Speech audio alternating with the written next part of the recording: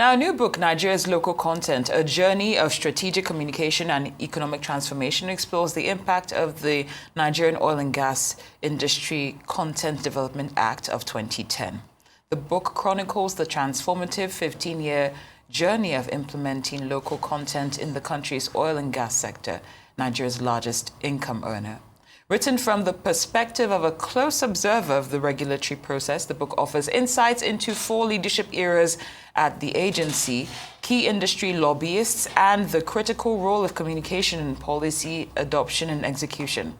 While it might initially seem like an academic exercise, the book's case studies highlight the successful application of local content policies and provide models for replication in other sectors and African nations seeking to maximize their mineral resources. Well, the book author, that's Dr. Obinna Ezeobi, joins us now to discuss further. Good afternoon and many thanks for joining us here on Newsday. Good afternoon, and my pleasure to be here. It's great to have you, and well done with this book publication. Now let's touch on the aspect of policy. Thank you. Of course, of policy and implementation. The NOGICD Act increased local content from 5% to 56%. Yet some critics argue that this growth hasn't translated into broader economic diversification. My question is, how do you respond to claims that local content remains an oil sector bubble without deeper industrial linkages? Thank you very much for that question. And I need to start by explaining that the Act, which is the NOGIC Act, or the full meaning actually is the Nigerian Oil and Gas Industry Content Development Act, began in the oil and gas industry. But in the past 15 years, there have been efforts to extend that policy to other sectors. Under the regime of former President Muhammad Buhari, he proposed through 2 policies, which you call executive orders, which intended to move the policy to other sectors, all right? And the National Assembly at that time even proposed a bill to extend the law to several sectors: power, mining, ICT, works. But that act didn't, finally get passed. Now, in this current dispensation, I'm aware there's a policy also, there's a bill in the National Assembly planning to move the policy to other sectors. But presently, you have sectors in like power, ICT, that have already begun to implement those policies, that have implemented them, i.e., also in ICT sector. But you need to understand that you need to start from the oil and gas industry, considering the import to the sector, the economy. Now, if you bear in mind the oil sector is quite organized, it was important to begin from a very structured industry. And note also there is a linkage between the oil sector to manufacturing, to construction, to engineering, to ICT. So even though the law is in the oil and gas sector, the impact, the linkage, does spread across to different sectors. And I know that it's actually accounting for a lot of growth in those sectors. So yes, you are right that the law is in the oil and gas industry, but the impact, the effect, cuts across several industries beyond the oil industry. So you can't really say it's a bubble because the import cuts across various sectors in the country. And if you speak to anyone in construction, if you speak to anyone in ICT, anyone in power, he will say the Local Content Act has been a driving force for a lot of growth that have been recorded in the past 15 years. Mr. Ezeobi, your book revealed some mind-boggling revelations, especially when you talked about economics and resource curse. You mentioned the fact that local content as a tool to combat the resource curse in Nigeria is really not effective because Nigeria remains heavily oil dependent despite that. Do you think that local content merely redistributed oil wealth rather than diversify the economy? Yeah, okay, thank you for that question. When I referred to the oil curse, I was talking about the fact that most countries that produce oil are rentier states. They tend to just produce oil and export the crude. And we are doing that for 50 years of our oil production history. And if you begin to implement local content, you begin to create value. You begin to have the value chain develop i.e. from the exploration down to the refining. And all of that changes the equation, stops a country from being a rentier state whereby you just produce and export the raw materials. And that's what we are doing right now. We have been able to, if you like, domicile a lot of the value in the country. Nigeria today is no longer a rentier state.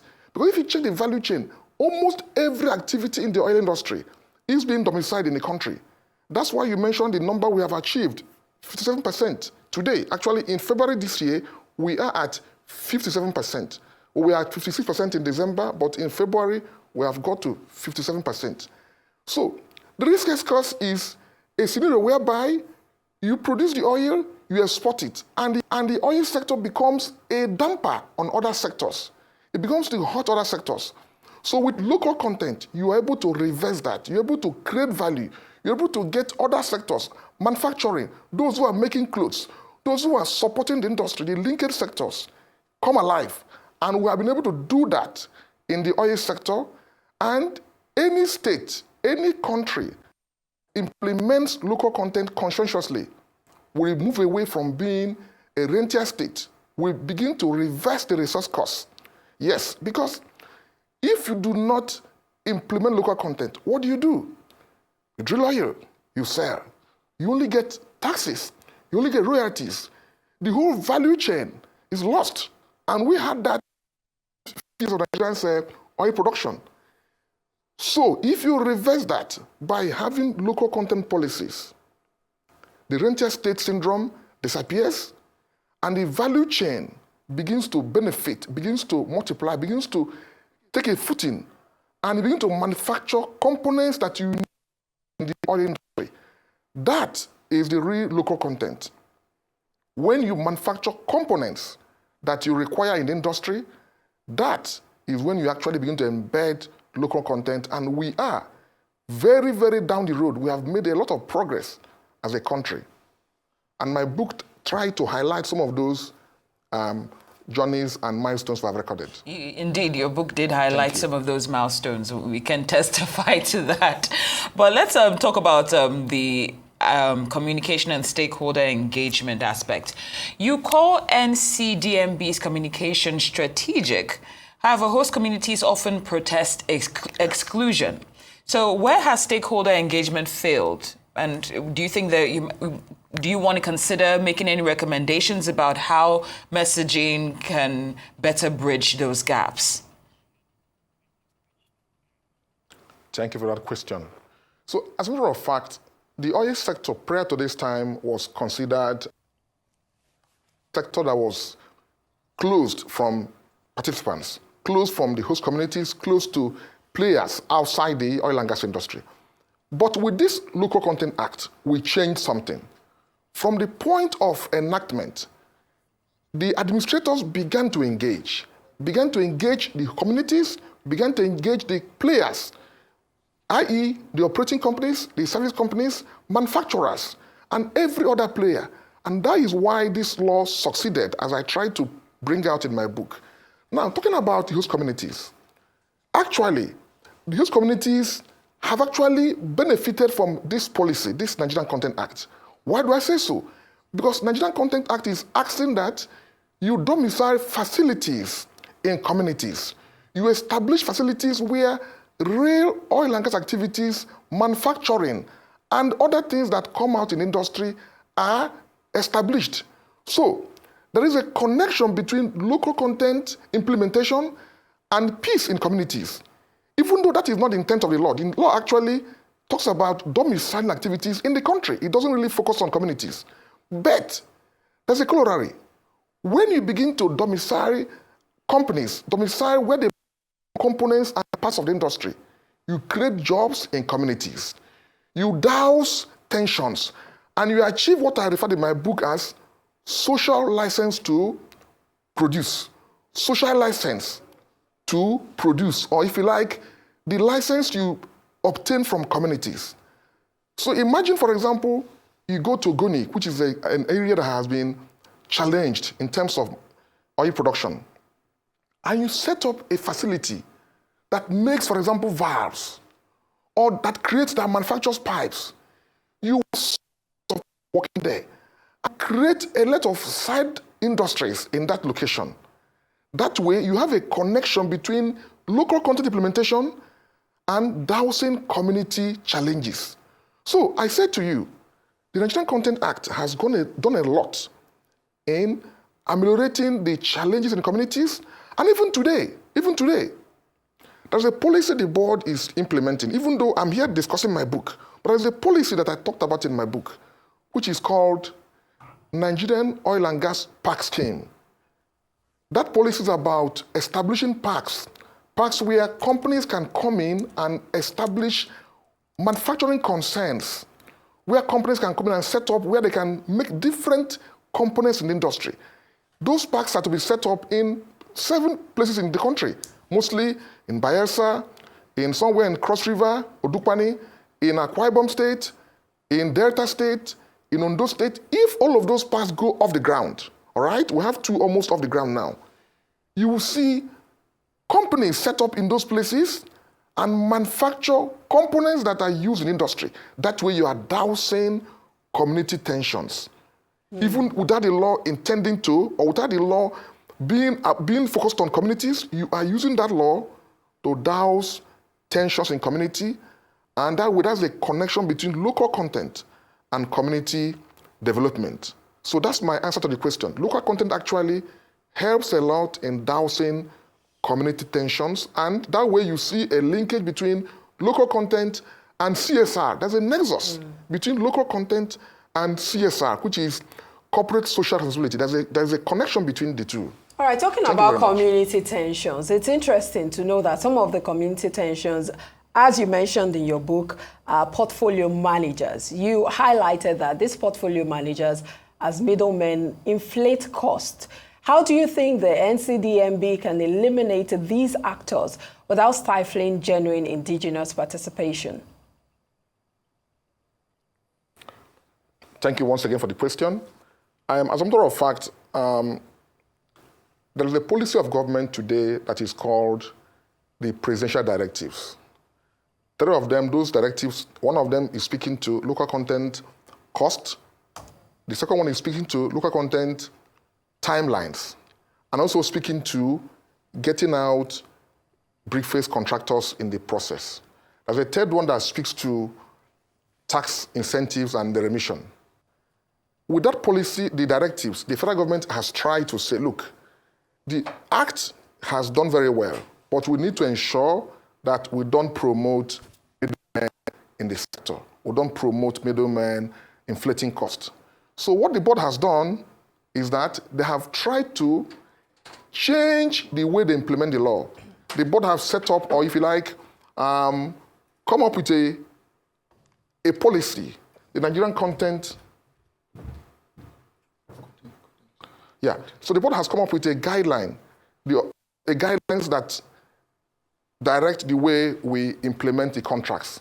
It's called Nigerian Oil and Gas Guidelines for Contracting. Now, with that policy, the board has reduced its touch points on the contracting cycle. We used to have 9 touch points, but now it's basically down to 6, even sometimes down to 4, all right? Actually 4 and sometimes 3 in some cases.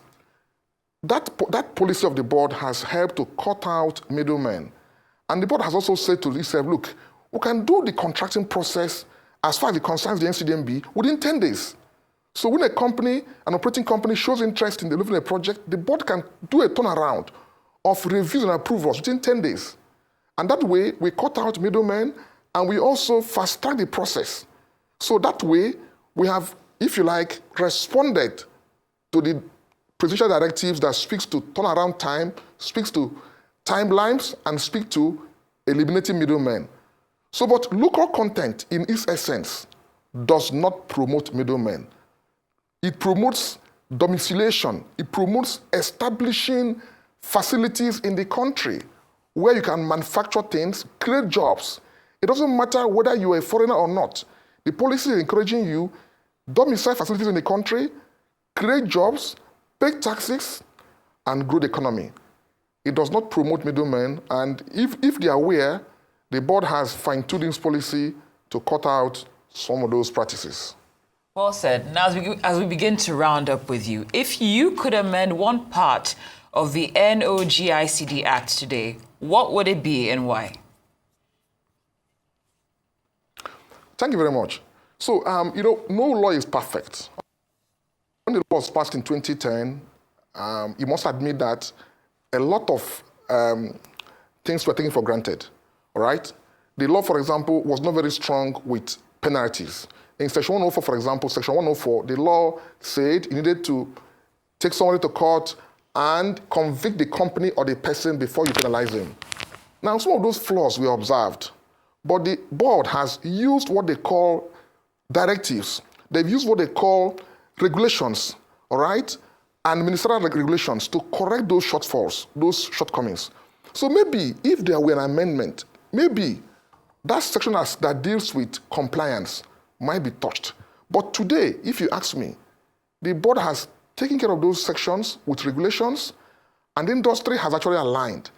So you'll be careful to start an amendment that will end up weakening the existing. If you ask me, if there are shortfalls, they have been taken care of with regulations and guidelines. So we're very eager to start an amendment that will end up weakening the existing law, which has become a model, which different countries around the world has adopted. I can tell you that about 15 countries in Africa come to the NCDMB for lessons. We are mentoring a lot of countries around Africa, and that is speaking to how the law is quite effective. Imagine becoming a model for countries across Africa and the world. So that speaks to how this law has been very effective. Not only have we been able to show examples to other sectors in Nigeria, power, ICT, we've also shown example to Africa. And even beyond Africa, people are coming to learn and template our policy. So that speaks to how this law is a law and how the effort to implement it has gone quite well. That being the case, you need to be careful to start an effort to amend it. And if you start amending it, be careful not to weaken what has already started working, which people are templating and modeling after in different countries. Oh, well, Dr. Obinna Ezeobi, thank you so much for your time. Well, if the law was able to achieve between 5% and 56% within 1 decade, and it means that it can still achieve so much more in a short period, as you said in your book. Thank you so much for your time on the show.